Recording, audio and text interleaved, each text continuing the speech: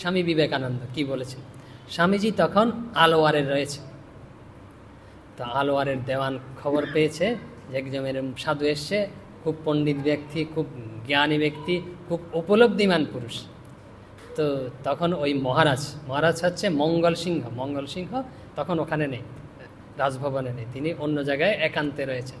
তো ওই মঙ্গল সিংহকে খবর দিয়েছে একজন এরকম সাধু এসছে, আপনি আসুন, তাকে দর্শন করুন। মঙ্গল সিংহের আবার ওসব ভাব নেই, তো বলেছেন এরকম খুব পণ্ডিত, পরীক্ষা করে দেখা যাক। তো মঙ্গল সিংহ ওখান থেকে ফিরে এসছে রাজপ্রাসাদে। তো স্বামী বিবেকানন্দ তো স্বামীজিকেও নিমন্ত্রণ করা হয়েছে, তো গেছে, তো সবাই রয়েছে। তো স্বামীজিকে বলছেন যে এই মঙ্গল সিংহ, যে আমাদের কথা হচ্ছিল কি মূর্তি পূজা, তাই তো। তো বলছে মূর্তি পূজায় তো আমার বিশ্বাস নেই। রাজা বলছে মূর্তি পূজায় না আমার বিশ্বাস নেই, তো আমার কি হবে, মানে আমার কোনো অসুবিধা হবে নাকি যে মূর্তি পূজা, আমার এসব বিশ্বাস টিশ্বাস নেই। স্বামীজিও বলছেন বলছে যার যেমন বিশ্বাস। তো স্বামীজি এই কথা বলছেন, ওখানে কেউ কেউ তো স্বামীজির সাথে ভক্তরাও গেছেন।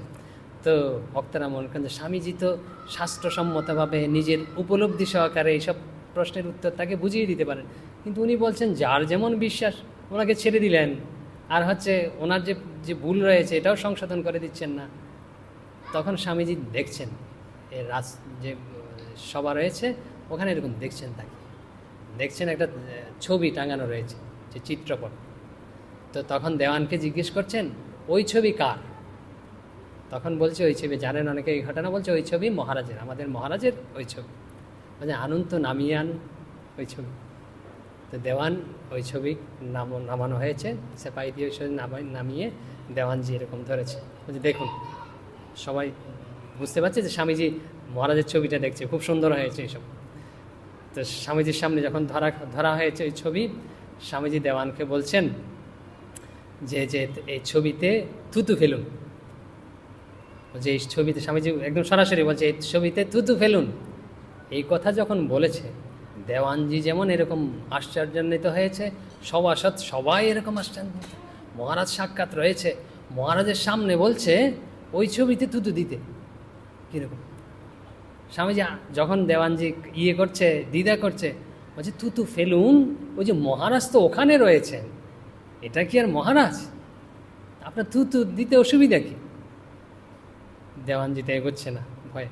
কারণ স্বামীজি আরও বলছেন আপনাদের মধ্যে কেউ আছেন নাকি, আপনাদের মধ্যে আপনারা অন্যরা কেউ আসুন, উনি তো পাচ্ছেন না, আপনারা কেউ আসুন, এসে এই ছবিতে থুতু দিন একটু। অন্যরাও কেউ এগোচ্ছে না, একদম সবাই এবং সম্পূর্ণ সবাই একদম নিস্তব্ধ। এই সন্ন্যাসী কি বলছে, মহারাজ চাইলেই তো সব কিছু করে দিতে পারে, একদম বন্দি করে নিতে পারে, যে কোনো কিছু করে দিতে পারে। তখন স্বামীজি এখন মহারাজের দিকে, মঙ্গল সিংহের দিকে দৃষ্টি নিক্ষেপ করছে, দৃষ্টি দিয়ে বলছেন দেখতে পাচ্ছেন যে আপনার ছবিতে না এরা কেউ থুতু দিচ্ছে না। আমি বলছি যে আপনি ওখানে রয়েছেন, এটা তো ছবি মাত্র, এটা হচ্ছে কাঠ দিয়ে তৈরি, বাদাই করা, রং, তারপরে কাগজ, কালি, এসব। আপনি তো সাক্ষাৎ ওখানে, এখানে গিয়ে আপনি আছেন, এটা তো কাগজ, কালি, কাঠ, এসব জিনিস। এরা কাগজ, কালি, কাঠকে থুতু দিতে পারছেন কেন জানেন? এরা সবাই আপনাকে শ্রদ্ধা করে, সম্মান করে।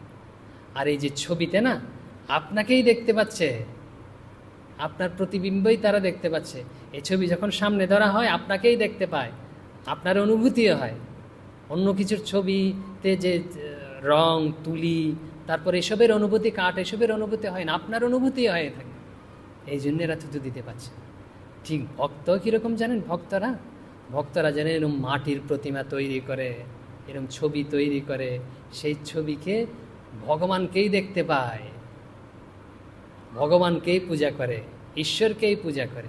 স্বামীজি আরও বলছেন আমি এত ভ্রমণ করেছি ভারতবর্ষের চারিদিকে, কোথাও আমি এরকমটি দেখিনি যে মাটির সামনে, পাথরের সামনে কেউ যে হাঁটু গেড়ে বলছেন হে পাথর আমাকে কৃপা করুন, হে মাটি আমাকে দয়া করুন, বলছে হে কাঠ আমাকে করুণা করুন।